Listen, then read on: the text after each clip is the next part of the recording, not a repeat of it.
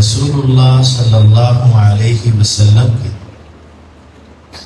نبوت والی ساری زندگی دو حصوں پر مشتمل ہے، اور اسلام کا پھیلاؤ اور اسلام کی دعوت انہیں دو حصوں کے ساتھ دنیا تک پہنچی، اور وہ دو حصے دعوت و جہاد تھے۔ آپ نے ساری زندگی اسلام کی دعوت بھی دی اور اسلام کو سر بلند کرنے کے لیے جہاد اور قتال بھی کیا، اور اگر دوسرے انداز میں دیکھا جائے تو وہ دعوت بھی جہاد کا ہی ایک حصہ ہے۔ زبان سے اسلام پھیلایا جائے تو وہ لسانی زبانی جہاد ہے، اور اگر اسلام کی حفاظت اور دین کی حفاظت تلوار کے ذریعے سے کی جائے تو اسے جہاد و قتال کہا جاتا ہے۔ پیغمبر علیہ السلام نے مدینہ طیبہ کے اندر جانے کے بعد دوسرے سال سے ہر سال کوئی نہ کوئی غزوہ اور جہاد میں حصہ لیا، اور کچھ غزوات بڑے اہم ہوئے، ان کو بڑے اختصار کے ساتھ آپ کے سامنے رکھنا ہے۔ سن 2 ہجری میں ابو سفیان رضی اللہ عنہ، اب وہ اللہ کی جنتوں کے مہمان ہیں، اس وقت وہ ابھی مسلمان نہیں ہوئے، اور قریش، مکہ کے قریش، ان کا تجارت کا ساز و سامان شام سے آتا تھا، اور وہ ایک قافلہ لے کر شام سے مکے کی طرف واپس آ رہے تھے، اور ان کے پاس 50,000 دینار کی مالیت کے مطابق کوئی سامان تھا، 50,000 دینار مالیت، اور 1,000 اونٹ، اور اس کی حفاظت پر صرف 40 افراد۔ نبی کریم صلی اللہ علیہ وسلم کے صحابہ جب مکہ سے مدینہ ہجرت کر کے آئے تو مشرکین مکہ نے ظلموں کی انتہا کر دی، جو بھی آنے لگا اس کو ستایا، تنگ کیا، مال و دولت چھین لیا، حتیٰ کہ اولاد اور بیوی بچے بھی چھین لیے، اور ان کی جائیدادوں پر عیاشیاں کرنے لگے۔ جو مسلمان مکہ سے ہجرت کر کے مدینے آئے، ان کی جائیدادیں، ان کا مال و دولت، ان کی ساری پراپرٹی پر مشرکین مکہ نے قبضہ کیا تھا۔ تو اب مسلمانوں کو ایک موقع ملا کہ وہ اپنا حق واپس لے لیں اور دشمن کو مالی اعتبار سے کمزور کر دیں۔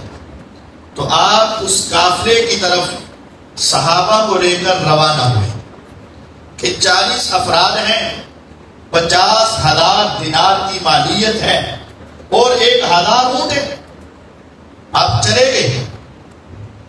لیکن ابو سفیان رضی اللہ عنہ بہت سمجھدار انسان تھے، انہوں نے اپنے قافلے سے آگے ایک شخص رکھا تھا جو حالات کا جائزہ لیتا اور پیچھے خبر دیتا تھا۔ جب اس نے دیکھا کہ مسلمانوں کا ایک قافلہ ان کی تلاش میں ہے تو اس نے ابو سفیان رضی اللہ عنہ کو بتا دیا۔ ابو سفیان رضی اللہ عنہ زمزم بن عمر غفاری کو بھیجتے ہیں کہ جلدی جاؤ، مکے جا کر شور مچا دو، اور وہاں ان سے کہو کہ لٹ گئے، قافلہ لٹ گیا، اور نعوذ باللہ محمد صلی اللہ علیہ وسلم نے تمہارے مال پہ قبضہ کر دیا۔ اب وہ گیا، پہاڑ پہ چڑھا، صدا لگائی، کپڑے پاڑے، مشرکین مکہ کو غصہ آیا، ابو جہل اینڈ کمپنی سارے کہنے لگے ان کی جرت کیسے ہوئی، ہمارے مال کی طرف یہ دیکھیں، 1300 افراد کا قافلہ مکہ سے روانہ ہو گیا حضور سے لڑائی کرنے کے لیے۔ 1300 افراد، 200 گھوڑے، 600 زیریں اور بے شمار اونٹ لے کر آ گئے۔ جب راستے میں آئے، ابو سفیان رضی اللہ عنہ نے راستہ چینج کیا، وہ بھی بچ کر نکل گئے۔ حضور علیہ السلام کو جب خبر ملی کہ ابو سفیان قافلہ لے کر بچ کر چلے گئے، لیکن ابو جہل اینڈ کمپنی آ گئے لڑائی کرنے کے لیے، تو آپ نے اس وقت صحابہ سے پھر مشورہ کیا اب کیا کریں، ابو جہل سے لڑیں یا واپس جائیں؟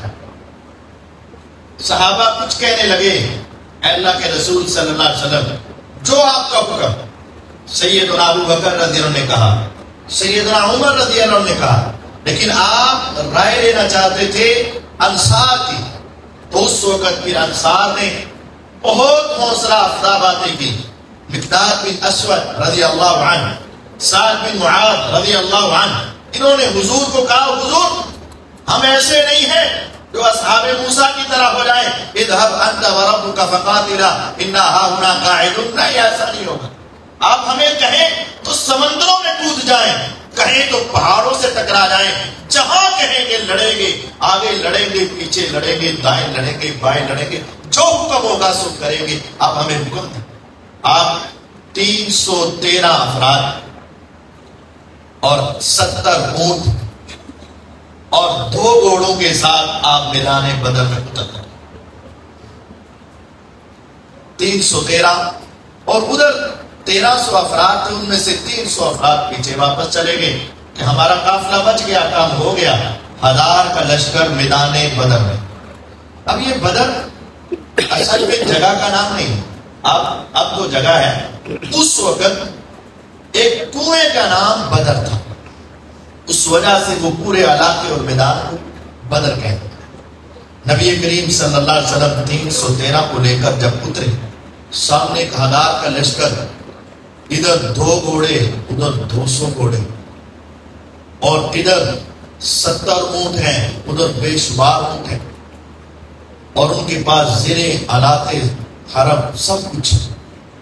پیغمبر علیہ السلام پریشان، آپ نے صحابہ کی صفیں بنائیں، اللہ نے ان پہ اونگ نازل کر، ہر ایک کی تھوڑی اپنی سینے سے جا رہی اور اونگ آ گئی، ہاتھ میں تلواریں پکڑی، زمین پہ گرنے لگی۔ میدان جنگ میں اونگ آ گئی، سکون کے لیے اطمینان۔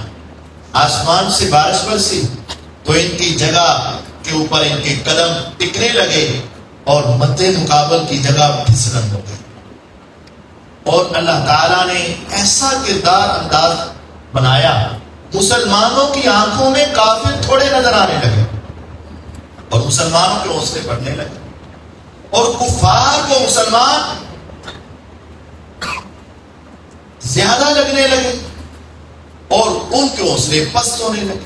پہلے کم ہوئے، وہ تو کم تھے ہی کہ ہم ان سے لڑے، بات ان کو زیادہ نظر آ۔ اب پیغمبر علیہ السلام ان کو صفوں میں بٹھا کر آپ اپنے خیمے میں چلے گئے اور جا کر اللہ تعالیٰ سے رات کو دعائیں کر رہے، اس قدر دعائیں، اللہم ان تہلک هذه العصابہ لن تعبد بعد اليوم۔ آپ نے خوب دعائیں کی، حتیٰ کہ آپ کی وہ کالی کملی زمین پہ گری۔ ابو بکر رضی اللہ عنہ آئے، حضور سے کہا، حضور بس کریں، اللہ آپ کو ضائع نہیں کرے گا۔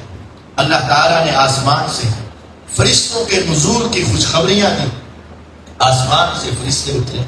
اگلا دن ہوا، دشمن سے مٹ بھیڑ ہوئی، ادھر سے عتبہ شیبہ ولید آئے، ادھر سے علی، حمزہ اور ابو عبیدہ بن جراح رضی اللہ عنہ آئے۔ مسلمانوں کا مقابلہ ہوا، 70 کافر مارے گئے، 70 کافر قیدی ہوئے۔ مسلمان صرف 13 یا 12 شہید ہوئے یا 14 شہید ہوئے، اور مسلمانوں کو فتح ہوئی، کفار تباہ کے بھاگ گئے۔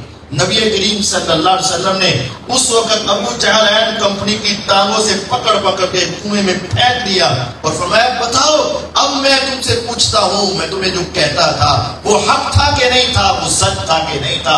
مسلمان جب میدان میں لڑے، آسمان والا رب ان کو دیکھ رہا تھا۔ اطلع اللہ علی اہل بدر، میرے رب نے سارے پردے ہٹا کر اہل بدر کو دیکھا اور اعلان فرمایا، اعملوا ما شئتم انی قد غفرت لکم، اے بدر میں اسلام کی خاطر لڑنے والوں، آج کے بعد زندگی میں جو چاہو سو کرو، رب نے تمہارے اگلے پچھلے سارے معاف کر دیے، کوئی گناہ نہیں تمہارے حق میں۔ اعملوا ما شئتم، جو چاہو سو کرو، انی قد غفرت لکم، رب نے تمہیں معاف کر دیا ہے۔ بدر کے اندر جو لڑے ان کی ایسی عظیم خوبی ہے، صحابہ احد میں بھی لڑے، خندق میں لڑے، حنین میں لڑے، لیکن حنین والوں کو کبھی حنینی نہیں کہا جاتا، احد والوں کو کبھی احدی نہیں کہا جاتا، لیکن بدر والوں کو کیا کہا جاتا ہے؟ بدری ہے۔ یہ بدری صحابی ہے۔ بدری کا مطلب جنتی تھا، بدری کا دوسرا معنی جنتی تھا۔ ابو بکر رضی اللہ عنہ بدری، عمر رضی اللہ عنہ بدری تھے، بدری کا معنی جنتی تھا۔ علی رضی اللہ عنہ بدری تھے، لیکن عثمان رضی اللہ عنہ نہیں جا سکے بدر۔ کیوں؟ حضور کی بیٹی سیدہ رقیہ رضی اللہ عنہا بیمار تھی۔ آپ نے فرمایا تم گھر میں رہ کر اپنی بیوی میری بیٹی کی تیمارداری اور خدمت کرو، رب تمہیں گھر بیٹھے ہی اس کے برابر ثواب عطا کرتا ہے۔ نبی کریم صلی اللہ علیہ وسلم کو اللہ نے بڑی عظیم فتح دی۔ اگلا سال آیا تو احد ہو گیا۔ احد کے اندر دشمن اپنا بدلہ لینے کے لیے پہلے سے زیادہ تیاری کر کے آیا، اور اب کی بار 3000 افراد، 3000 اونٹ، 700 زرے، بہت زیادہ تیاری کر کے احد کے اندر دشمن پھر آ گیا۔ نبی کریم صلی اللہ علیہ وسلم نے صحابہ سے مشورہ کیا کہ مدینے میں رہ کر لڑیں یا باہر نکل کر۔ مشورے میں اختلاف ہوا، بالآخر یہ پاس ہوا کہ باہر احد کے پاس جا کر لڑیں۔ احد پہاڑ بڑی عظیم چیز ہے۔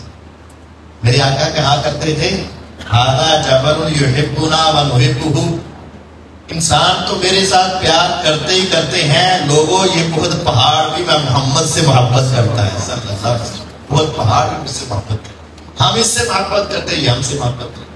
میرے آقا علیہ السلام صحابہ کو لے کے 1000 افراد تھے، لیکن اب عبداللہ بن ابی منافق راستے سے 300 بندے واپس لے آیا، ہماری نہیں مانی، ہم نے کہا تھا مدینے میں رہ کے لڑے، آپ باہر نکل گئے، یہاں لڑائی کا موقع نہیں، واپس آ گئے۔ اور یہ ہوتا ہے، منافق ایسا ہی کرتے ہیں کہ موقع پر آ کر دھوکہ دیتے۔ اب 700 مسلمان اور سامنے 3000 کا لشکر، 3000 کا لشکر، 700 مسلمان، اور ان کے دلوں کے اندر پچھلے جذبات، انتقامی کارروائیاں، سوچ و فکر۔ نبی کریم صلی اللہ علیہ وسلم صحابہ کے بھی صفحے بنا رہے ہیں، بڑے بڑے عظیم واقعات پیش آتے، بہت واقعات۔ عمیر بن حمام رضی اللہ تعالیٰ عنہ فرماتے ہیں کہ میں اس طرح ایسے اپنی جھولی کے اندر کھجوریں ڈال کر کھا رہا تھا۔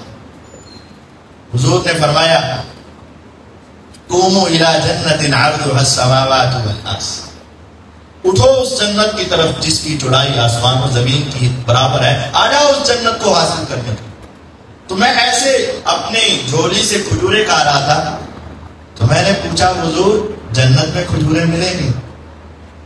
آپ نے فرمایا کیوں نہیں، جنت میں کھجوریں ہیں۔ کہتے عمیر نے کہا کہ اگر میں یہاں کھاتا رہا کہیں ایسا نہ ہو کہ جنت کی کھجوروں سے لیٹ ہو جائے۔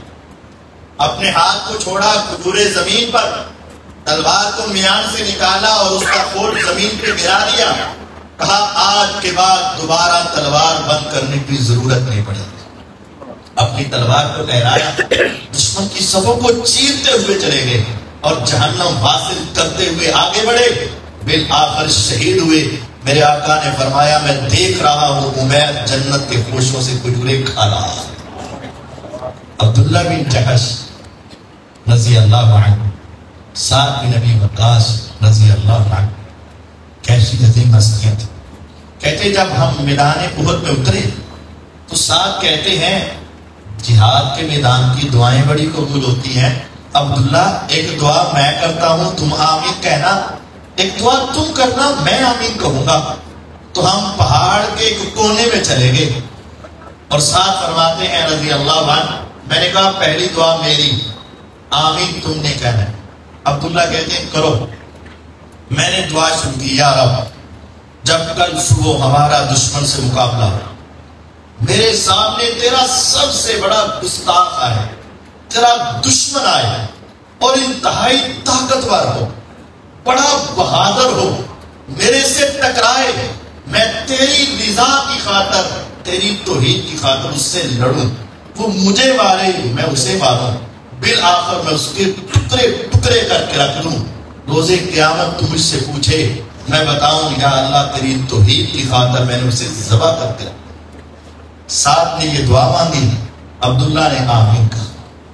اب عبداللہ کی باری ہے، کیسا ایمان تھا، کیسا جذبہ تھا. عبداللہ کہتے یا رب صبح ہو، میرے سامنے بھی ایک طاقتور تیرا دشمن آیا، بہت بہادر دشمن آیا، وہ میرے سے ٹکرائے میں اس سے ٹکراؤں، بالآخر وہ میرے اوپر غالب آ جائے، وہ میرے سے ایسا ٹکرائے کہ میرے ناک کو کاٹ کے رکھ دے، میرے کان کو کاٹ کے اتار کے رکھ دے، میرے حصوں کو جدا جدا کر دیا جائے. اور جب روزے قیامت یا رب میں اٹھوں تو میرے اعضاء میرے ہاتھوں میں ہوں اور تو مجھ سے پوچھے اے عبداللہ میں نے تو تجھے صحیح پیدا کیا تھا، تیرے ناک کو کیا ہوا، تیرے کان کو کیا ہوا، تیرے اعضاء کیوں کٹے؟ میں کہوں یا رب تیری توحید کی خاطر میرے سے یہ سلوک ہوا، اور تو کہے صدقتا اے عبداللہ تو سچ کہہ رہا ہے، اسی وجہ سے ہوا. جب جہاد ہوا پھر ایسا ہوا، حضرت سعد فرماتے ہیں میں نے بھی دعا کی لیکن عبداللہ نے دعا کی، عبداللہ کی دعا مجھ سے بہتر تھی، کیونکہ میدان احد کے بعد میں نے دیکھا کہ سعد کے کان اور ناک ایک شخص نے ایک دھاگے میں پرو کر اوپر باندھے ہوئے. عمیر حنظلہ بن عامر رضی اللہ عنہ، حضور نے جب جنگ ختم ہوئی نا تو پوچھا صحابہ کو تلاش کرو، ملتے رہے صحابہ. پھر آپ نے کہا ابھی ابھی ایک عورت آئی ہے میرے پاس اور اس نے آ کر کہا ہے حضور مجھے پتا ہے کہ آپ شہداء کو غسل نہیں دیتے، آپ شہداء کو انہی کے خون میں انہی لباسوں میں اسی طرح دفن کر دیتے ہیں، کیونکہ روز قیامت جب شہید اٹھے گا اللون لون الدم والریح ریح المسک، اس کا زخم اسی طرح تازہ ہوگا، دیکھنے میں خون تازہ خون ہوگا اور اس سے خوشبو کستوری کی آتی ہوگی.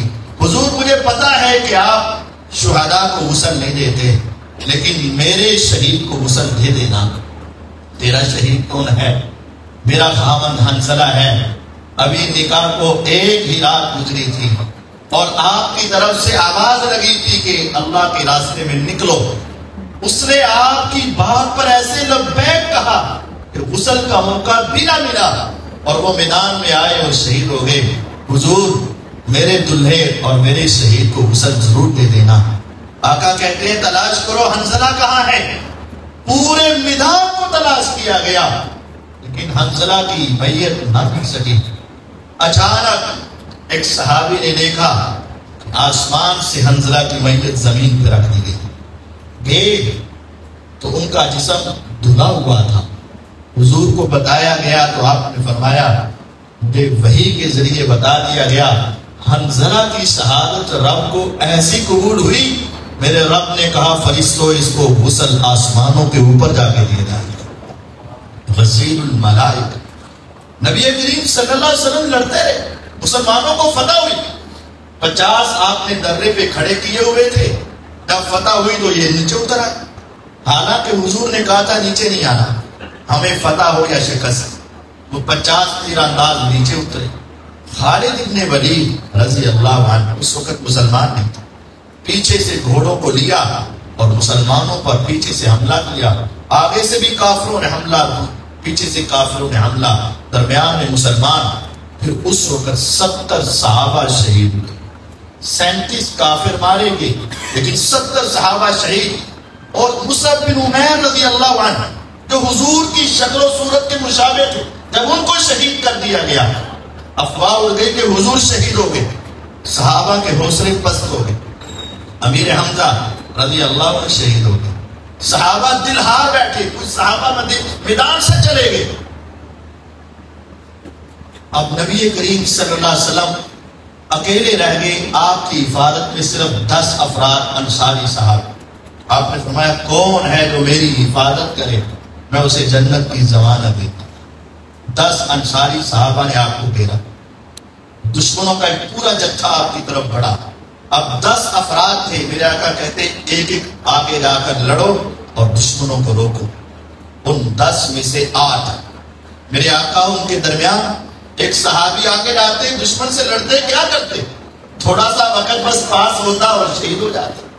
دوسرے آگے بڑھے، تیسرے آگے بڑھے، چوتھے آگے بڑھے، 5ویں، 6ٹھے، 7ویں، اب غور کیجیے صحابہ پر کیسا ایمان تھا، اسے پتا تھا اکیلا جب آگے بڑھوں گا میری موت یقینی ہے۔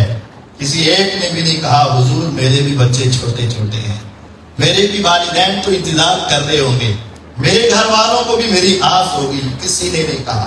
آپ نے فرمایا کون جو میری حفاظت کرے اسے جنت کی ضمانت۔ 8 انصاری صحابی آگے بڑھے، شہادت پا گئے، صرف 2 بچے، ایک طلحہ اور ایک سعد رضی اللہ عنہ۔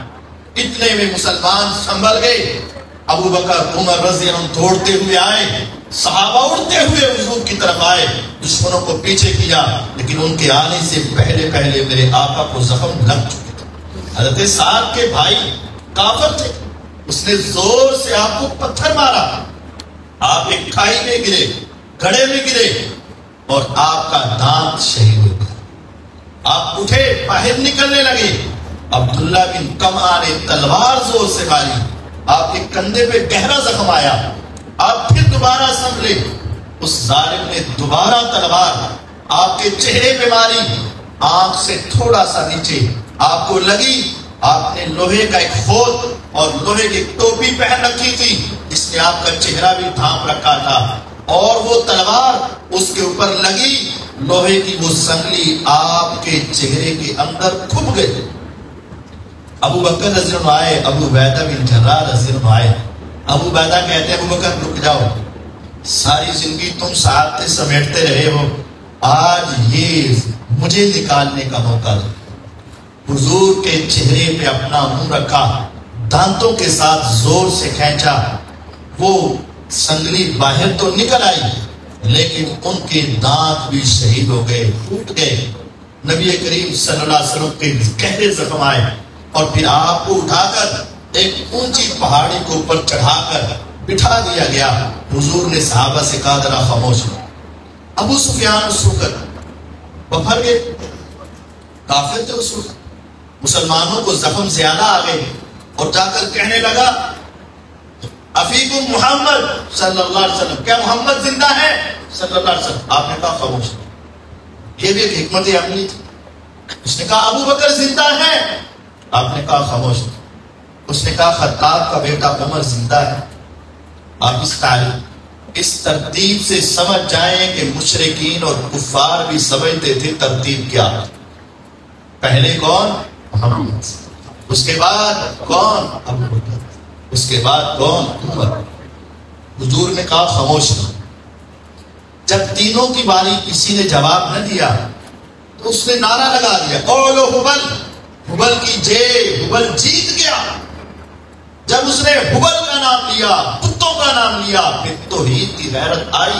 محمد صلی اللہ علیہ وسلم نے فرمایا جواب دو اس کو۔ آپ نے فرمایا، عمر فرماتے ہیں حضور کیا جواب دیں؟ فرمایا تم کہو اللہ اعلی و اجل، اللہ مولانا ولا مولا لکم، اللہ سب سے اعلیٰ ہے، اللہ اجل ہے، تجھے اللہ ذلیل کرے۔ اللہ کی قسم محمد بھی زندہ ہے صلی اللہ علیہ وسلم، ابو بکر بھی زندہ ہیں، عمر بھی زندہ ہیں رضی اللہ عنہما، ہم سبھی زندہ ہیں۔ پھر اس نے کہا کہ ہمارا بدلہ برابر ہو گیا، بدر میں تم جیتے، احد میں ہم جیت گئے۔ فرمایا نہیں، بدلہ برابر نہیں، جو تمہارے مرے وہ جہنم میں گئے، جو ہمارے شہید ہوئے وہ جنتوں میں گئے، برابر کیسے ہو گیا؟ پھر مسلمان اکٹھے ہوئے، ابو سفیان کے قافلے کے پیچھے لگے اور ان کو بھگا دیا۔ مسلمانوں کو فتح ہوئی لیکن نقصان بھی زیادہ، ان کے 37 مسلمانوں کے 70۔ پتہ صرف ایک غلطی، اور وہ غلطی کیا ہے؟ حضور کے حکم کی نافرمانی۔ فتح تھی لیکن غلطی کیا ہوئی کہ انہوں نے درہ چھوڑ دیا. کتنا بڑا نقصان ہوا حضور کے ایک حکم عدولی کی وجہ سے، اتنا بڑا نقصان. مسلمانوں کو فتح ہوئی، مسلمان آئے، حضور کو بہت گہرے زخم تھے. امی عائشہ رضی اللہ تعالی عنہ کہتی ہیں حضور لگتا ہے کہ آج سے اب سارا عالم کفر اکٹھا ہوا اور مسلمانوں پہ چڑھ دوڑے. 10,000 کافر اکٹھے ہو گئے اور مسلمانوں سے ٹکرانے کے لیے آئے. اب یہودی بھی اکٹھے ہو گئے، عیسائی بھی ان سے مل گئے اور مشرکین بھی مل گئے، منافقین بھی مل گئے. اب 10,000 کے لشکر کا مقابلہ حضور صحابہ سے کہتے کیا کریں. سلمان فارسی رضی اللہ تعالیٰ نے کہا حضور ہم ایسا کرتے ہوتے ہیں جب دشمن کا مقابلہ نہ کر پاتے ہوں تو ہم اپنے تک پہنچنے نہیں دیتے، خندق اور گھڑے کھود دیتے ہیں. آپ نے فرمایا چلو کھودو گے. مدینے کے دو طرف پہاڑ، ایک طرف پیچھے آبادی اور وہاں قبیلہ بنو قریظہ اور سامنے کا ایک علاقہ. آپ نے فرمایا دائیں پہاڑ بائیں پہاڑ پیچھے آبادی، صرف ان کے آنے کا راستہ تو سامنے ہے. 5 کلومیٹر کا لمبا فاصلہ، 5 کلومیٹر خندق کھودی گئی. 12.5 فٹ چوڑی، 10 فٹ گہری پتھریلی زمین کو کھودنا بغیر کسی مشینری کے، صرف گینٹیاں اور کسی کے ساتھ کھودنا کوئی آسان نہیں تھا. آج ایک قبر کھودنی پڑے نا تو کئی گھنٹے لگ جاتے ہیں، اور وہ پتھریلی زمین ہو اور 5 کلومیٹر کا فاصلہ ہو اور 10 فٹ گہری ہو، 12.5 فٹ چوڑی ہو. اتنی بڑی خندق کھودنا آسان نہیں تھا. حضور نے تمام صحابہ کی ڈیوٹیاں لگا دی، یہ حصہ تمہارا، یہ حصہ تمہارا، یہ حصہ تمہارا، یہ حصہ. جہاں کوئی سخت پتھر آ جاتا صحابہ سے نہ کھدائی ہوتی، وہ آ کر حضور کو بتاتے میرے آقا کو اللہ نے بڑی طاقت دی، 40 آدمیوں کی طاقت میرے رب نے حضور کو عطا کی. پھر آپ جاتے اور آپ مارتے اور اس کو توڑ کے رکھتے. ایک جگہ پہ آپ کو بلایا گیا، آپ نے پہلی ضرب لگائی، آپ نے فرمایا شام فتح ہو گیا. دوسری ضرب لگائی، فرمایا روم بھی فتح ہو گیا. تیسری ضرب لگائی، فرمایا ایران بھی فتح ہو گیا. اور اتنے میں وہ پتھر بھی ٹوٹ گیا. اب غور کیجئے گا کیفیت کیا ہے کہ ان سے لڑنے کی طاقت نہیں. اور حالت یہ ہے کہ صحابہ آتے ہیں حضور اب ہماری بس ہو گئی. فرمایا کیا ہوا؟ یہ دیکھیں کھانے کو کچھ نہیں ہے، پیٹ پر پتھر باندھا ہے. تو حضور اپنے بدن سے کپڑا اٹھاتے ہیں، تم نے ایک باندھا ہے، میں نے 2 باندھے ہوئے. اور زبان کیا کہہ رہی ہے؟ روم بھی فتح، سپر پاور طاقتیں، ایران بھی فتح، شام بھی فتح. اور صحابہ ایسے ہیں جو ایسی کیفیت میں بھی نبی کی حدیث کو سچا مانتے ہیں. عقل پر نہیں، حضور کی وحی پر ایمان ہے. نبی کریم صلی اللہ علیہ وسلم نے صحابہ کے ساتھ مل کر کام کیے، برابر کا. اور جابر فرماتے ہیں میں نے حضور کو دیکھا چہرے سے نقاہت کے اثرات، اور آپ کا چہرہ اترا ہوا، بھوک ستا رہی ہے، مجھ سے برداشت نہ ہو پایا. میں گھر گیا، بی بی سے پوچھا کھانے کے لیے کچھ ہے؟ اس نے کہا تھوڑا سا کھانا ہے، تیرے اور بچوں کے پیٹ پالنے کے لیے ہے. انہوں نے کہا نہیں، حضور کو میں نے دیکھا، حضور کا چہرہ اترا ہوا، میں حضور کی دعوت کرنا چاہتا ہوں. ٹھیک ہے کر لو، اتنا تو ہو ہی جائے گا، آقا کو لے آؤ. میں نے جا کر حضور کے کان میں ہلکے سے کہا اے پیغمبر علیہ السلام میرے گھر میں آئے کھانا کھا. آپ نے فرمایا کھانا ہے. آپ نے کہا اعلان کر دو 1400 صحابہ کی دعوت جابر کے گھر میں. 1400 صحابہ بھاگے ہوئے گھر گئے. اللہ بھائی یہ کام خراب ہو. میں کیا ہوا؟ 1400 صحابہ. بھئی تو نے ان کو دعوت دی کہ حضور نے؟ میں نے تو بہت آہستہ سے کہا تھا، حضور نے اونچی آواز سے کہہ دی. پھر پریشان کیوں ہوتے ہو؟ حضور جانے اور ان کا کام جانے. ہم نے تو ایسا ہی کہا تھا نا. میرے پیغمبر علیہ السلام نے کہا جابر میں آؤں تو میرے آنے سے پہلے ہنڈیا چولہے سے نہ اترے، اور میں آؤں تو میرے آنے سے پہلے روٹیاں پکانی شروع نہ کرنا. میرے پیغمبر علیہ السلام آئے اور اپنا لعاب اس ہنڈیا میں ڈالا اور اپنا لعاب اس آٹے میں ڈالا، فرمایا پکانی شروع کرو۔ 10 افراد آتے گئے کھاتے گئے، آتے گئے کھاتے گئے۔ 1400 صحابہ بھوک سے نڈھال، پیٹ پہ پتھر باندھے ہوئے 1400 کے 1400 کھا گئے۔ اللہ کی قسم ایک لقمہ بھی کم نہ ہوا اور ایک نوالا بھی کم نہ ہوا۔ 1400 صحابہ نے دشمن آپ سے مقابلہ نہ کر پایا، کھڑا رہا۔ کبھی کبھی کوئی حملہ کرتا لیکن مسلمان جواب دیتے۔ تیر چلے، ایک تیر سعد بن معاذ کی اس کاہل پر لگا، خون بڑا تیز بہا۔ کہا اللہ مجھے اس وقت تک موت نہ دینا، چاہتا ہوں شہادت کی موت لیکن ابھی نہیں۔ مجھے پتا چلا ہے کہ پیچھے بنو قریظہ میرے خاندان نے حضور سے غداری کی ہے، اس وقت تک موت نہ آئے جب ان کا برا حشر نہ دیکھا۔ اللہ تعالیٰ نے فوراً خون روک دیا۔ بنو قریظہ نے غداری کر دی۔ اللہ نے ادھر کافروں کے اندر سے ایک بندے کے دل میں اسلام کی ہدایت ڈال دی۔ نعیم بن مسعود رضی اللہ عنہ رات کو حضور کے پاس آئے، حضور کلمہ پڑھائے، مسلمان کرے، مسلمان ہو گیا۔ آرڈر لگائے میں نے کرنا کیا؟ اب میں نعیم تم مسلمان ہو گیا؟ اچھا اب ایک بات ہے، کسی طریقے سے بنو قریظہ اور مشرکین کو آپس میں لڑا دے، بس ایک کام کر دے، کیونکہ اگر ہم سامنے لڑے تو پچھلا دشمن، پیچھے لڑے تو اگلا دشمن ہمیں چھوڑے گا نہیں، ایک ان کی آپس میں پھوٹ ڈال دیں۔ اس نے کہا حضور یہ تو کام ہی کوئی نہیں، بائیں ہاتھ کا کھیل۔ وہ بنو قریظہ کے پاس گیا، کہا تمہیں پتہ ہے میں کون ہوں؟ قریش کے ساتھ آیا ہوں۔ آئے تو قریش کے ساتھ ہی تھے نا، یہ تو نہیں کہا ابھی مسلمان ہو کے نہیں، کہا قریش کے ساتھ آیا ہوں، جانتے ہو نا مجھے، میں تمہاری خیر خواہی کے لیے آیا ہوں۔ ایسا ہے کہ قریش بھاگنے لگے اور تم پیچھے سے پھنس جاؤ گے، ایسا کرو صبح صبح ان سے ملو اور انہیں کہو کہ اگر ہم نے تمہارے ساتھ رہنا ہے اور تم نے ہمارے ساتھ رہنا ہے تو ان کے کچھ افراد اپنے پاس بطور گروی رکھوا لو، بطور سیکورٹی رکھوا لو، ورنہ کافر بھاگ گئے تو تمہاری شامت آ جائے۔ کہا یار تو نے ہمارے سے بڑا اچھا سلوک کیا، ہمدردی کی، بڑی اندر کی بات بتا دی طرف، بہت شکریہ۔ اور یہ صبح ان کے پاس گئے اور کہا بات سنو، بنو قریظہ کی اندر اندر سے حضور سے ڈیل ہو گئی ہے، اب انہوں نے تم سے بندے مانگنے ہیں اور جب انہوں نے بندے دینے ہیں تو انہوں نے پکڑ کے سارے مسلمانوں کے قیدی بنا دینا ہے، دیکھنا ذرا بندے نہ دینا ان کو۔ اب دونوں طرف بات کر دو۔ اب ایسا ہی ہوا، صبح ہوئی تو بنو قریظہ ان کے پاس اور وہ ان کے انتظار میں۔ انہوں نے کہا جناب مجھے پتا چلا ہے تم بھاگنے لگے ہو، اپنے بندے ہمیں دے دو۔ وہ ایک دوسرے کی طرف دیکھنے لگے، دیکھا میں نے صحیح کہا تھا نا بندے مانگے گا۔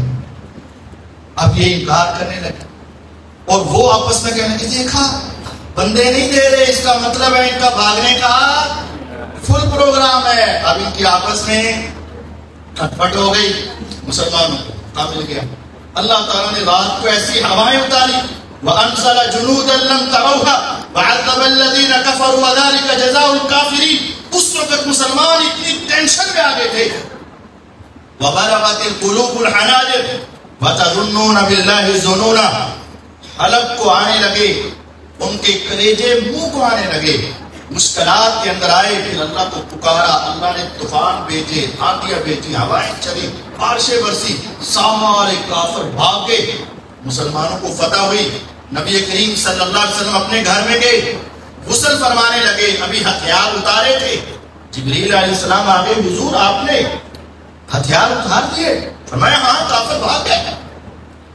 جبریل علیہ السلام کہنے لگے حضور فرشتوں نے تو ابھی ہتھیار نہیں اتارے، آپ نے کیوں اتار دی؟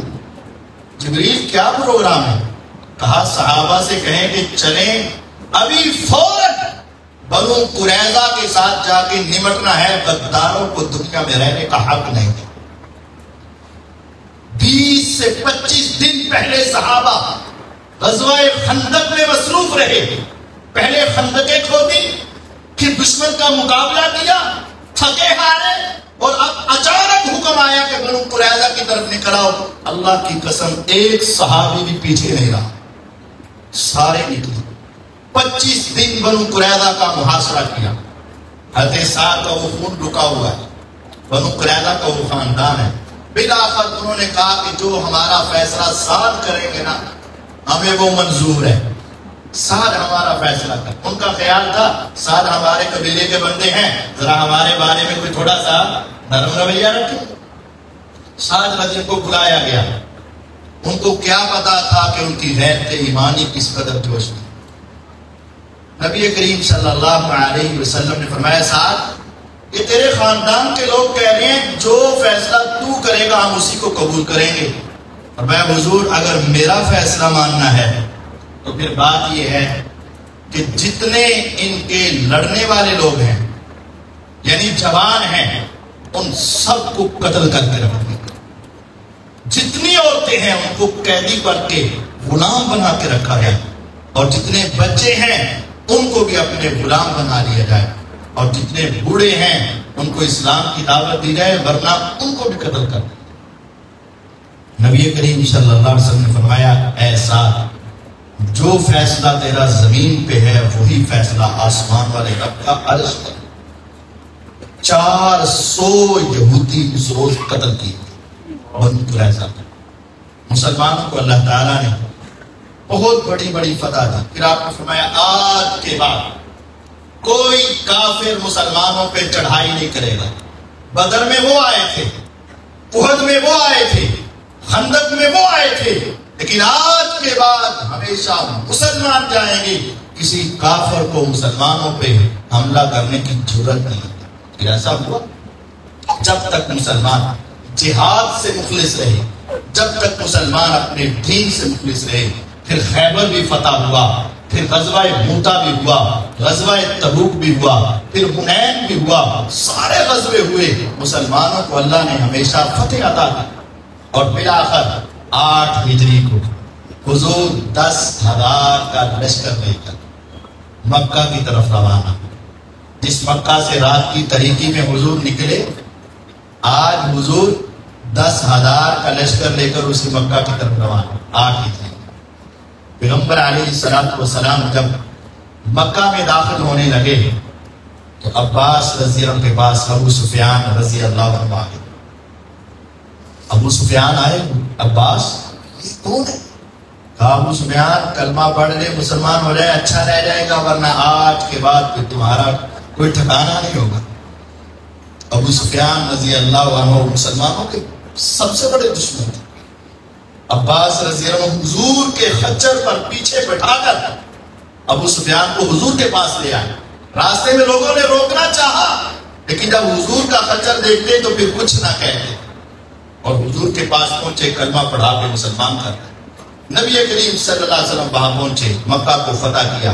پیغمبر علیہ السلام نے بیت اللہ کو بتوں سے پاک اور صاف کیا اور آپ نے اس کے اندر پھر نماز پڑھی، دعائیں مانگی، باہر نکلنے لگے۔ حضرت علی رضی اللہ عنہ فرماتے ہیں حضور ایسا کیجیے گا یہ چابیاں مجھے دے دیجیے، چابیاں بیت اللہ کی مجھے دے۔ آپ نے سنی انسنی کر پھر کہا حضور یہ چابیاں آج کے بعد ہمیں دے دیں۔ آپ نے سنی انسنی کر دروازے پر پہنچے تو آپ نے اعلان کیا، آپ نے کہا این عثمان بن طلحہ الحجبی، عثمان بن طلحہ الحجبی کو بلاؤ، کہاں ہے وہ؟ یہ عثمان وہی ہے مکے کی زندگی میں حضور نے ایک مرتبہ کہا تھا عثمان میرا بھی جی چاہتا ہے میں بیت اللہ کے اندر جا کر رب کی عبادت کروں۔ عثمان نے آگے سے جھڑک دیا، حضور کو نازیبا کلمات کے تیری ہمت ہے، تمہاری عزت ہے، تمہارا مقام ہے، اس پہ جاؤ۔ یعنی حضور کو بہت نازیبا کلمات ہے، حضور پریشان ہو کر رک گئے۔ لیکن آج حضور کہتے ہیں چابیاں دے دی، حضور اندر گئے، باہر آئے، کہا عثمان کہاں ہے؟ اب عثمان پریشان تھے کہ لگتا ہے کہ اب کوئی سخت آرڈر آئے گا۔ ان اللہ یأمرکم ان تؤدوا الامانات الی اہلہا، آسمان سے آیت آئی جو امانت لی ہے اسی کو واپس لوٹا دو۔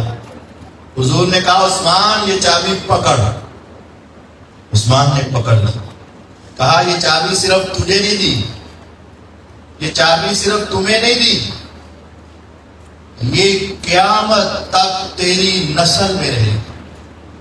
جو تم سے چھیننا چاہے گا اللہ اسے ایسے پگھلا دے گا، ختم کر دے گا جیسے پانی کے اندر نمک پگھل جاتا ہے.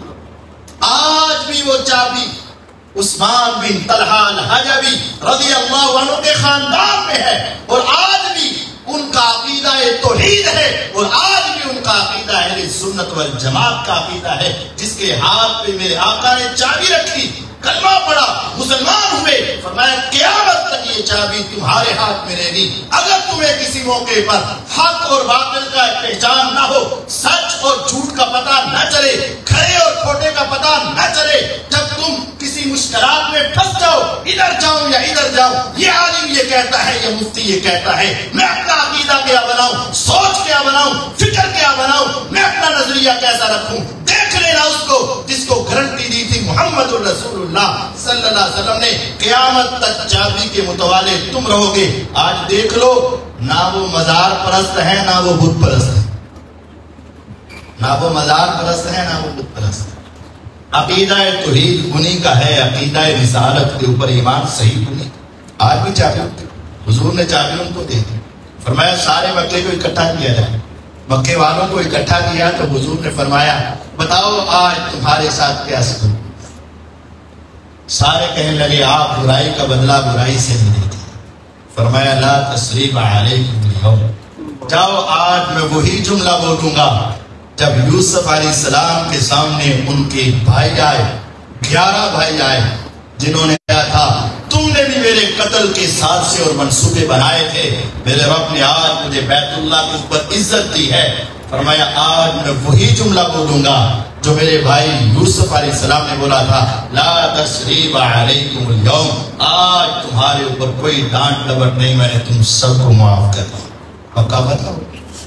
حضور نے اگلے سال حج کا موقع آیا، مسلمانوں نے حج کرنا چاہا، سیدنا ابو بکر موقع آیا، مینا کے میدان میں گئے تو یہ صورت نازل ہوئی، اذا جاء نصر اللہ والفتح ورأيت الناس يدخلون في دين الله أفواجا فسبح بحمد ربك واستغفر إنه كان توابا. جب 10 تاریخ کو یہ آیت نازل ہو گئی، آپ نے فرمایا نعیت الیہ، مسند احمد کی روایت ہے، میرے صحابہ میری موت کی خبر مجھے سنا دی گئی، کیونکہ میرے آنے کا مقصد اسلام کو غالب کرنا تھا.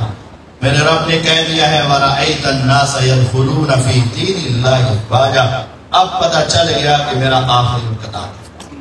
پھر آپ نے کہا تھا لَعَلِّي لَا أُرَاكُمْ بَعْدَ عَامِ هَذَا، ہو سکتا ہے کہ اس سال کے بعد پھر میری تمہاری ملاقات نہ ہو، تمہاری میری ملاقات ختم ہو جائے.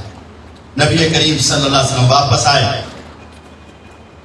محرم کے مہینے میں آپ نے سیدنا معاذ بن جبل رضی اللہ عنہ کو یمن کی طرف گورنر بنا کر بھیجنا چاہا، کیونکہ یمن کے گورنر اس وقت علی رضی اللہ عنہ تھے. حج کے موقع پر وہ آئے اور حضور کے ساتھ مدینہ میں چلے گئے. پھر آپ نے یمن کا گورنر معاذ بن جبل رضی اللہ عنہ کو بنایا اور آپ ان کو مدینے سے باہر تک چھوڑنے گئے. معاذ سواری پہ، حضور پیدل، اور چلتے چلتے آپ ان کو نصیحتیں کر رہے ہیں. یہ وہ معاذ ہیں ساری دنیا کہتی ہے حضور ہمیں آپ سے پیار ہے، لیکن حضور معاذ کے ہاتھ کو پکڑ کے کہتے ہیں معاذ اللہ کی قسم میں محمد کو تجھ سے پیار ہے صلی اللہ علیہ وسلم. کیسا عظیم موقع، کیسا خوبصورت منظر ہوگا کہ حضور کے 2 ہاتھ ہوں، درمیان میں معاذ کا ہاتھ ہو، آقا نے پکڑا ہو، زبان سے یہ کہہ رہے ہوں واللہ انی لاحبک فی اللہ، اے معاذ اللہ کی قسم مجھے تجھ سے اللہ کی خاطر پیار ہے. پھر فرمایا معاذ جاؤ یمن کے اندر، اور فرمایا ہو سکتا ہے یہ تیری اور میری بھی آخری ملاقات ہو. معاذ جب تم یمن سے آؤ فتمر بقبری و مسجدی، ہو سکتا ہے کہ جب آؤ تو میری قبر بن چکی ہو اور میری مسجد کے پاس آؤ، میرے تیری ملاقات ہے. معاذ تو پہلے ہی رنجیدہ تھے، لیکن جب آپ نے معاذ رضی اللہ تعالی عنہ نے جب یہ آگے ہو رہے ہیں تھوڑا آگے آگے نہیں پڑھو.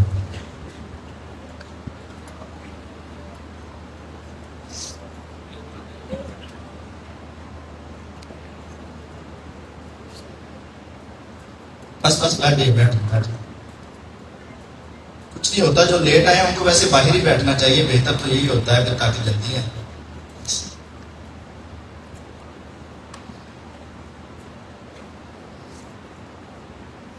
بہرحال اس طرح نا پریشانی ہوتی ہے، ایسے نہیں کرنا چاہیے. کہاں بات پہنچی؟ معاذ رضی اللہ تعالیٰ عنہ کو نبی کریم صلی اللہ علیہ وسلم نے فرمایا معاذ ہو سکتا ہے کہ تو میری قبر کے پاس سے گزرے اور تیری میری آخری ملاقات ہے.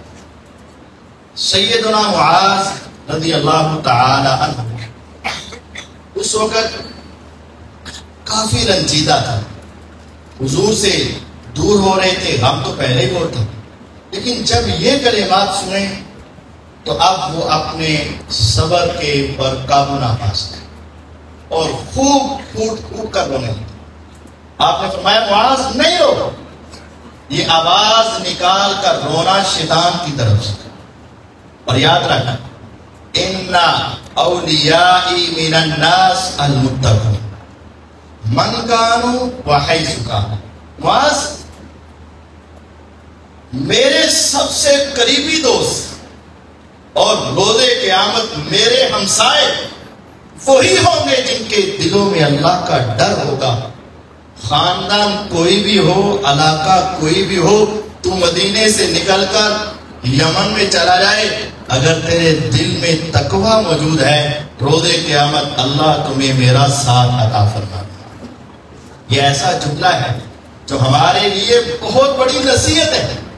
آج ہم نے حضور کو دیکھا نہیں، چاہت ہے، ایک حسرت ہے، لیکن اگر ہمارے اندر ایمان اور تقوی ہے تو یقیناً روز قیامت ہم حضور کے ساتھی بن جائیں.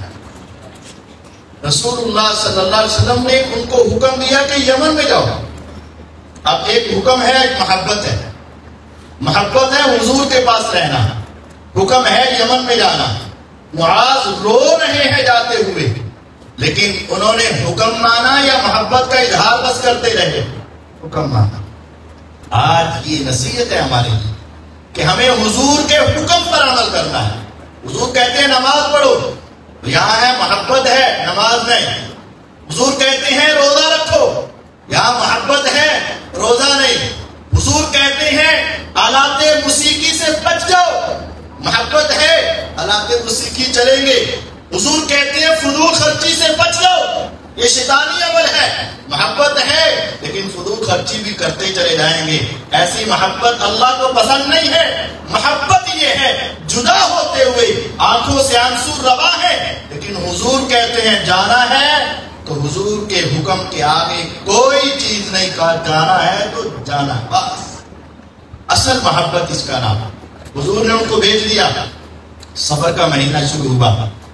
ایک رات نبی کریم صلی اللہ علیہ وسلم اٹھے اور اپنے غلام ابو مویہبہ رضی اللہ کو اٹھایا. آدھی رات ہے. حضور کہتے ہیں اٹھ چلا چلیں. حضور رات کے آدھے پہر میں کب کہاں؟ کہا بقیع کے قبرستان میں ابھی وحی آئی ہے، میرے رب نے کہا ہے محمد صلی اللہ علیہ وسلم اٹھو اور بقیع کے قبرستان میں جا کر ان کے لیے دعا مانگو. میرے نبی کریم صلی اللہ علیہ وسلم گئے، وہاں جا کر دعا مانگی. واپس آئے، کہا ابو مویہبہ ایک بات بتاؤں، راز کی بات ہے. جی ہاں حضور بتائیں. اور میں ابھی جبریل آئے تھے علیہ السلام. انہوں نے کہا رب تعالیٰ تمہیں کہتے ہیں آئے محمد صلی اللہ علیہ وسلم آپ کو اختیار ہے، چاہیں تو پوری دنیا کے خزانوں کی چابیاں آپ کے ہاتھ میں رکھ دیں اور ہمیشہ آپ جئیں، اور جب قیامت قائم ہو تو سیدھے جنت میں پہنچیں. اور اگر چاہیں تو رب آپ سے ملنا چاہتا ہے، آپ رب سے ملیں اور ابھی جنت میں چلیں. ابو مویہبہ کہتے ہیں میں نے فوراً سے کہا حضور بس حضور آپ نہ جائیے گا، آپ کے بغیر ہمارا گزارا نہیں ہے، حضور آپ نہ جائیے گا، آپ کے پیچھے ہمارا دل نہیں لگے گا، آپ ہمیشہ کی زندگی لے لیں، دنیا کے خزانے لے لیں اور پھر جنت میں چلے جائیے گا، حضور آپ ابھی نہ جائیے گا۔ آپ نے فرمایا لا یا موہبہ، اے ابو موہبہ نہیں باس، فاخترت الجنت واللقاء ربی، میں نے تو اپنے رب کی ملاقات اور جنت کو پسند کر لیا، میں نے تو اپنے رب کی ملاقات اور جنت کو پسند کر لیا۔ نبی کریم صلی اللہ علیہ وسلم یہ ان سے کہہ کر ابھی واپس آئے، گھر میں پہنچے،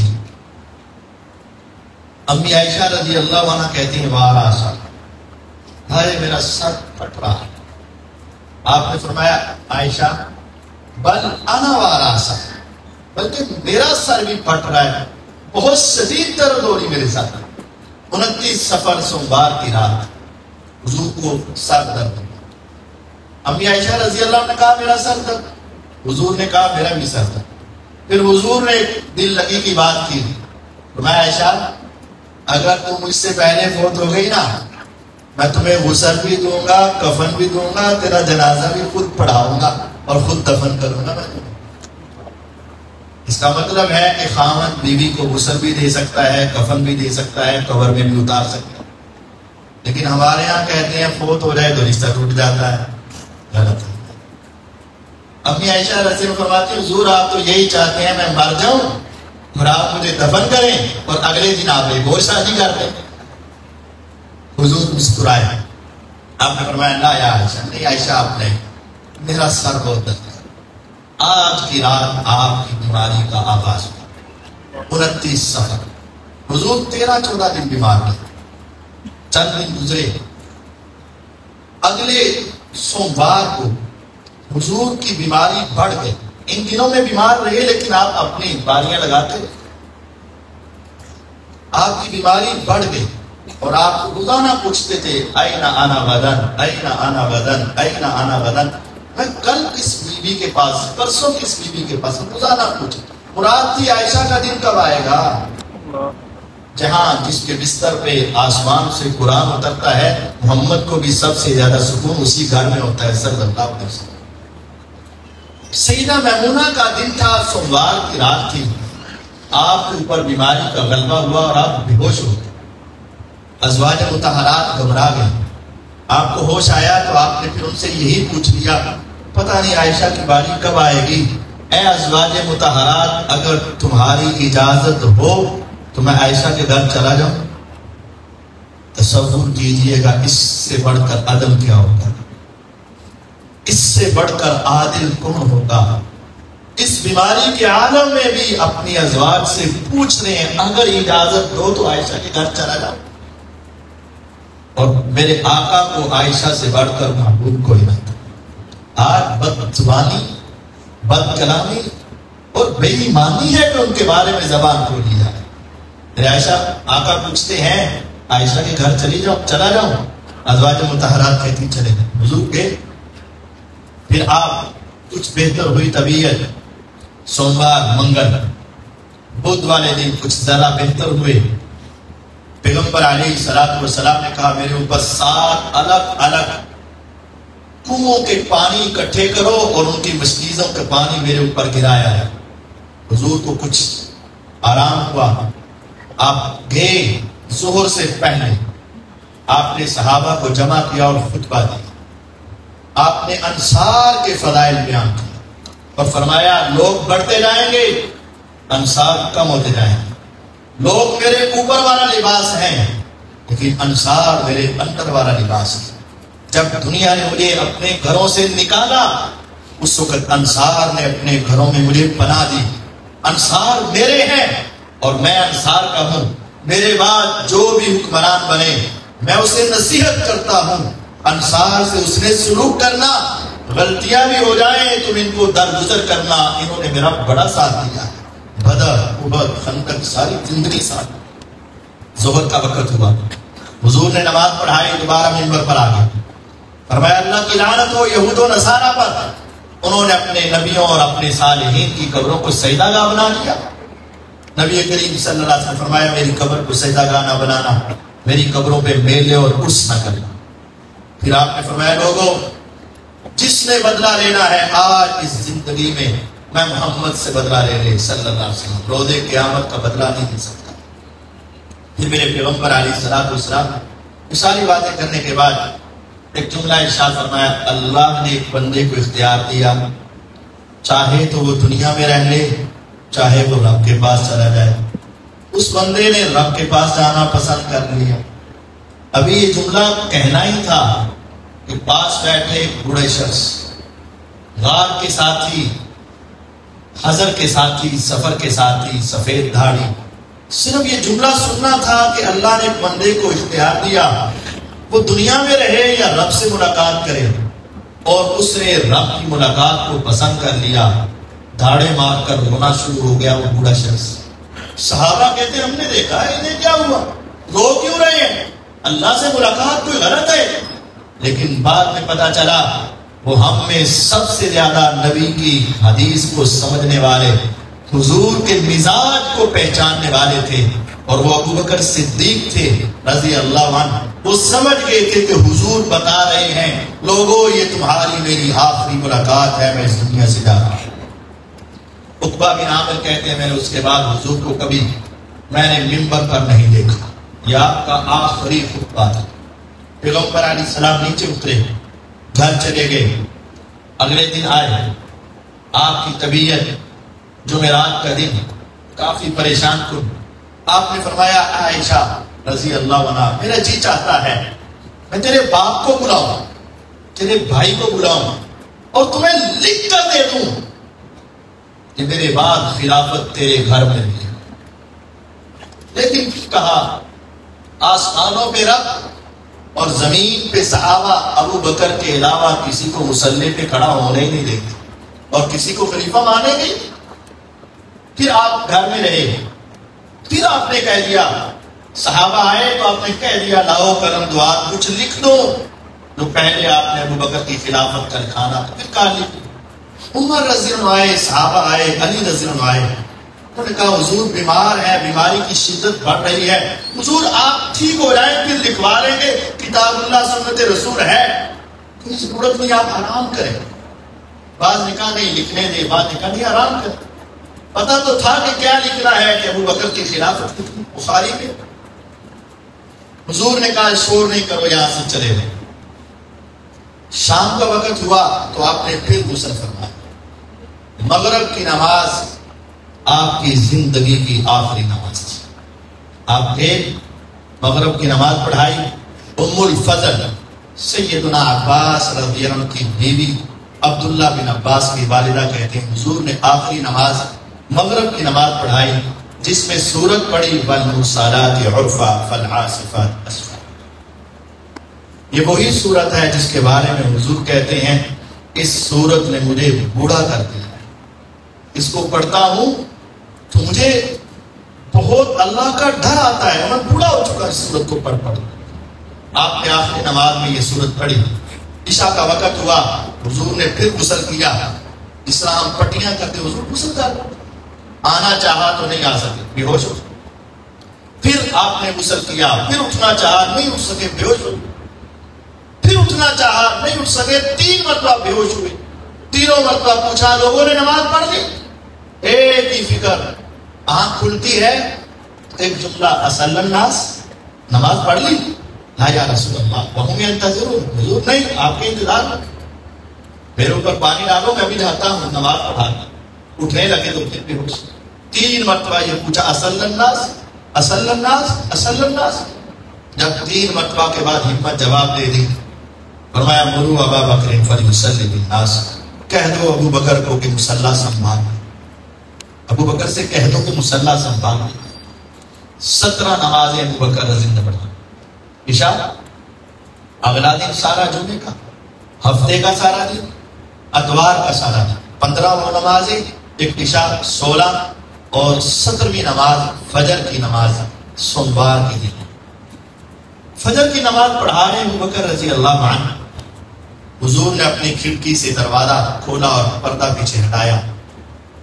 اور آپ صحابہ کو دیکھ کر مسکرا رہے. حضور کب مسکرائے؟ جب صحابہ نماز پڑھتے تھے. جب صحابہ کا امام کون تھا؟ ابو بکر صدیق رضی اللہ. مقتدی کون تھے؟ عمر فاروق تھے، عثمان غنی تھے، حیدر کرار تھے، حسنین کریمین تھے. سارے مقتدی تھے. امام ابو بکر صدیق تھے. وہ حضور کا پودا جو پہلے ایک شخص سے شروع ہوا تھا، آج سینکڑوں لوگ مسجد میں نماز پڑھ رہے ہیں. حضور نے دیکھا تو مسکرائے، نور کی تجلیاں نکلی. صحابہ کہتے ہیں خوشی کے مارے قریب تھا کہ ہماری نماز ٹوٹ جاتی. ابو بکر پیچھے ہٹنے لگے. فرمایا ابو بکر نہیں، اب مصلی تیرا ہے. میرے آقا نے پردہ نیچے کیا، پیچھے ہٹ گئے. نماز ختم ہوئی. علی رضی اللہ جلدی سے گھر گئے، حضور سے ملاقات کی. پوچھا حضور کیا حوال؟ کہا ٹھیک. باہر آئے. عباس رضی اللہ نے پوچھا علی بتا میرے بھتیجے کا کیا حال ہے؟ کہا اصبح بحمد اللہ باریا، کافی بہتر ہے. جب اس نے کہا نا ٹھیک ہے، عباس سمجھ گیا. کہا علی میری بات سن علیحدہ ہو گئی. انی رأیت وجوہ بنی عبد المطلب عند الموت. میں نے عبد المطلب کے خاندان کو پہچانا ہے جب بیماری کے بعد ایک دم بالکل صحیح ہو جاتے ہیں. اس کا مطلب ہے کہ وہ ان کی زندگی کا آخری دن ہوتا ہے. علی ایسا کرتے ہیں، جا کر حضور سے کچھ لکھوا لیتے ہیں کہ خلافت کس کی. علی رضی فرماتے ہیں میں نے تو نہیں جانا، میں نے نہیں جانا، مجھے پتا ہے کس کی. ابو بکر رضی اللہ تعالیٰ عنہ حضور کے پاس گئے. حضور آپ کی طبیعت کیسے؟ کہا بہتر. کہا حضور میری 2 بیویاں ہیں، ایک دن گزارتا تھا، لیکن جب سے آپ نے ڈیوٹی لگائی میں دوسرے گھر نہیں گیا جو مدینے سے تھوڑا سا باہر سنا مقام پر ہے. اگر اجازت ہو تو وہاں چکر لگاؤں، ان کے حالات احوال پوچھو. میں بول کر چلے جاؤ، میں بہتر ہوں. صحابہ کچھ حوصلے میں آیا، لیکن عباس رضی اللہ اندر سے ہل گئے اور ان کو سمجھ آ گئی کہ لگتا ہے کہ آج معاملہ خراب ہے. ابھی 4 کا وقت ہوا، 9-10 کا وقت ہوا تو اچانک حضور کی طبیعت ایک دم سے خراب ہو گئی. آپ نے جلدی سے کہا کسے بلا کر لا. سب سے زیادہ جس سے پیار تھا فرمایا میرے لیے ذرا جلدی سے میری رخت جگر فاطمہ کو بلا دو، میری ایک ہی بیٹی ہے، میرے جگر کا ٹکڑا ہے، بلا دو. بلایا گیا. حضور کی کیفیت بدل گئی، گھبراہٹ بے چینی بہت زیادہ ہوئی. آپ کے پاس ایک پیالہ ہے پتھر کا اور آپ اس میں ہاتھ ڈبو رہے ہیں اور اپنے چہرے پر سینے پر بار بار لگا رہے اور کبھی چادر لے رہے، کبھی اتار لیں، کبھی لے رہے، کبھی اتار لیں. اور آپ فرما رہے ہیں لعنت اللہ علی الیہود والنصارى اتخذوا قبور انبیائہم وصالحین مساجد. اللہ لعنت بھیج دے یہودیوں پر، لعنت بھیج دے عیسائیوں پر. انہوں نے اپنے نبیوں کی قبروں کو سجدہ گاہ بنا لیا، وہاں میلے لگا لیے. آپ اس موقع پر بھی صحابہ کو یہ سنانا چاہ رہے تھے میری قبر کے ساتھ ایسا نہ کر. بیٹی آئی، حضور کو دیکھا، بے ساختہ زبان سے نکل گیا واہ کربا آبا، واہ کربا آبا. ہائے میرے بابا کی تکلیف، ہائے میرے ابو کی بے چینی. آپ نے فرمایا لیس علی ابی کی کرب بعد اليوم. بیٹی یہ تیرے باپ کی آخری بے چینیاں ہیں، اس کے بعد تیرے باپ کبھی پریشان نہیں ہوگا. آپ نے قریب بلایا اور ان کے کان میں ایک بات تھی. سیدہ پھوٹ کر رونے لگی. آپ نے جلدی سے کہا ایک اور بات سنو، ذرا قریب آپ. آپ نے بات کی، کہکا لگا کے ہنسنے لگے. امی عائشہ رضی اللہ عنہا کہتی ہیں میں نے زندگی میں اتنی جلدی روتے اور اتنی جلدی ہنستے کسی کو نہیں دیکھا. میں نے کہا عائشہ فاطمہ ذرا اپنی امی کو بھی بتا دے حضور کیا کہہ رہے ہیں. اس نے کہا حضور نے ایک دم میرے کان میں بات کی، اس کا مطلب ہے راز ہے، میں راز تمہیں بتا نہیں سکتی. بعد میں بتایا کہ جب میں نے کہا نا میرے باپ کی تکلیف، میرے باپ کی تکلیف، آپ نے فرمایا آج کے بعد تیرے باپ کی ساری تکلیفیں ختم، بیٹی سنبھل کے رہنا، آج تیری اور میری جدائی کا دن آ چکا. میں رو پڑی، مجھ سے برداشت نہ ہوا. پھر آپ نے جلدی سے بلایا اور کہا حوصلہ کرو، سب سے پہلے میرے خاندان میں جنتوں میں تیری اور میری ملاقات ہونے والی ہے۔ 6 مہینے بعد میں زندہ رہا، 6 مہینے، اور حضور کے پاس میں ابھی امی عائشہ رضی اللہ آگے بڑھی، حضور کے سر کو اپنی گود میں رکھا اور آپ کو پٹیاں کرنے لگی، اور آپ اپنی زبان سے فرما رہے تھے الصلاۃ الصلاۃ وما ملکت ایمانکم، نماز نماز نماز نماز نماز نماز، اور اپنے غلاموں کا خیال رکھا۔ آپ کی آواز ہلکی ہو گئی، آپ کا ہاتھ نیچے آئے، اتنے میں عبد الرحمن بن ابی بکر آپ کے بھائی گھر میں داخل ہوئے۔ حضور آنکھوں سے ٹکٹکی باندھ کے ان کی طرف دیکھنے لگے، ان کے ہاتھ میں مسواک تھی۔ امی عائشہ حضور کے مزاج اور آپ کے اشاروں کو سمجھتی، پوچھا حضور مسواک چاہیے؟ ہاں، جلدی سے اپنے بھائی سے مسواک پکڑی اور حضور کو دی۔ نکاہت اور کمزوری اتنی ہے کہ چبا نہیں سکے، کہا حضور ٹھہرو۔ امی عائشہ نے اپنے منہ میں لے کر مسواک کو چبایا، دھویا نہیں، حضور کو اسی طرح دے دیا۔ جمع اللہ ریقی و ریقہ، اللہ نے میرا اور آپ کا تھوک بھی آخری روز ایک جگہ بھی اکٹھا کیا۔ حضور نے اسی مسواک کو لے کر مسواک چبائی، پھر آپ نے اپنا ہاتھ کو آسمانوں کی طرف اٹھایا، اللہم بالرفیق الاعلی، اللہم بالرفیق الاعلی، اللہم بالرفیق الاعلی، اس طرح کیا، اور آپ کا ہاتھ نیچے، آنکھیں بند، اور صحابہ کی ہچکیاں بند گئی۔ امی عائشہ رضی اللہ عنہا رونے لگیں۔ پورے مدینے میں انس فرماتے ہیں جب حضور آئے ہمیں ایسے لگا کہ مدینے کے اندر روشنی آ گئی، جب حضور گئے تو ایسے لگا جیسے رات کی تاریکی پڑ گئی۔ سیدہ فاطمہ سمجھدار تھی، لیکن اس وقت کہنے لگی یا اباتا اجاب ربا دعا، یا اباتا من جنت الفردوس ماوا، یا اباتا الہ جبریل ننعا، اے پیارے ابا جان آپ کو رب نے بلایا اور آپ اتنی جلدی چلے گئے، اے پیارے ابا جان جنت آپ کا ٹھکانہ ہے، ابو جان آپ چلے جائیں، جب جبریل آئیں کہ نا میں ان کو بتا دوں گی کہ آپ میرے باپ اس دنیا میں نہیں ہیں، میں ان کو بتا دوں گی اب تیرا وحی کا سلسلہ بند ہو چکا ہے۔ امی عائشہ رضی اللہ عنہ کی گود میں حضور اس دنیا سے چلے گئے۔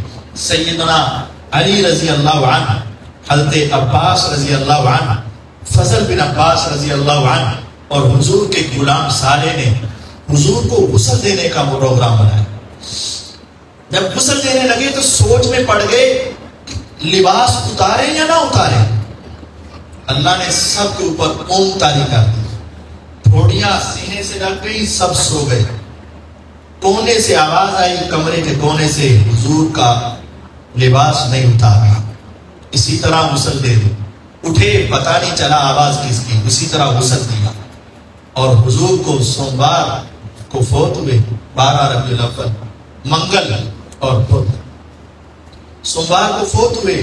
صحابہ کو بلایا گیا، ابو بکر رضی اللہ عنہ مقام سے آئے، آپ کی طرف سیدھے آئے، چہرے سے پردہ ہٹایا، پیشانی پہ بوسہ لیا، اور میں اللہ آپ پر 2 موتیں جمع نہیں کرے، ایک تھی جو آ گئی، جب آپ اٹھیں گے آپ جنت میں ہی جائیں گے، میں روز قیامت اٹھیں گے۔ مسجد میں گئے، صحابہ آواز کو بیٹھے، پورے مدینے میں کہرام مچا۔ امی فاطمہ رضی فرماتی صبت علیہ مصائب لو انہا صبت علی الایام سرنا لیالیا، میرے اوپر ایسی مصیبت آ گئی اگر دن پر آتی تو وہ رات کی تاریکی میں بدل جاتی۔ سارے صحابہ رو رہے، عمر رضی اللہ عنہ آواز کو بیٹھے، کہا جس نے کہا نا نبی فوت ہو گئی میں تلوار سے اس کی گردن اتار دوں، میرے آقا اللہ سے ملاقات کے لیے آ جائیں گے، آ جائیں گے، جس طرح موسیٰ علیہ السلام کو دور پر رب سے ملنے گئے، میرے آقا بھی ملنے گئے، آ جائیں گے، آواز کو بیٹھے۔ اب صحابہ آ رہے ہیں، حضور کا جنازہ پڑھ رہے ہیں، 10 بندے آ رہے ہیں، جنازہ پڑھ رہے ہیں 10 بندے، سارے صحابہ نے جنازہ پڑھا، پھر صحابیات نے جنازہ پڑھا، پھر ازواج مطہرات نے جنازہ پڑھا، پھر سارے بچوں نے جنازہ پڑھا۔ پورے مدینے میں 3 دن لگ کے جنازہ پڑھتے ہوئے، امام کوئی نہیں ہوتا، ہر کوئی اپنا اپنا جنازہ پڑھتا اور چلا جاتا۔ بدھ کی شام رات کو حضور کو آپ کی اسی جگہ پہ دفن کیا۔ جب آپ کی تدفین کی باری آئی، صحابہ میں اختلاف ہو، بعض کہتے ہیں بیت المقدس میں لے جاؤ جہاں سارے نبیوں کی قبریں ہیں، بعض نے کہا نہیں مکہ میں لے جاؤ، اور بعض نے کہا نہیں۔ تو ابو بکر رضی اللہ عنہ نے فرمایا میں نے ایک حدیث سنی ہے، اللہ پیغمبر کی روح قبض ہی وہاں کرتا ہے جہاں وہ دفن ہونا چاہتا ہے، جہاں پیغمبر دفن ہونا چاہتے ہیں وہاں روح قبض کی جاتی ہے۔ یہ حدیث میرے آقا کس گھر کو تلاش کر رہے تھے؟ این انا غدن، این انا غدن، این انا غدن، مجھے بتاؤ کل کہاں عائشہ کی باری کب آئے گی، عائشہ کے گھر میں کب جاؤں گا؟ بلاخر کہہ ہی دیا مجھے جانے دو۔ کیوں آپ پسند کر رہے تھے؟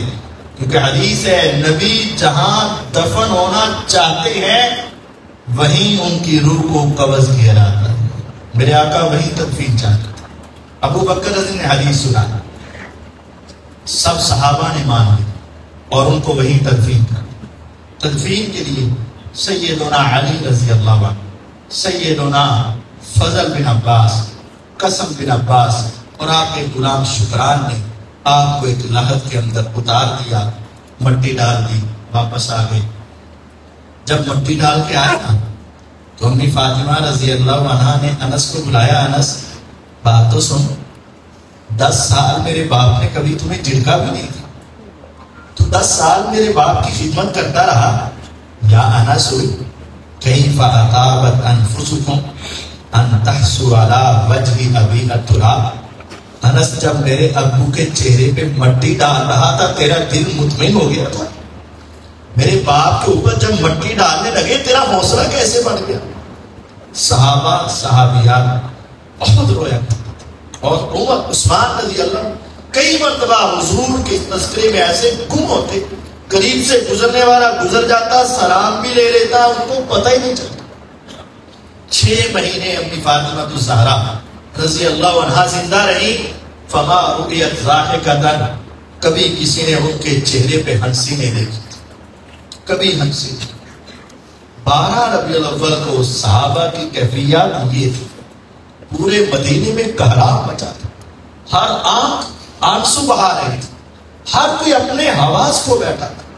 امی فاطمہ کی کیفیت یہ تھی، ازواج مطہرات اپنے ہوش کو بیٹھے تھے۔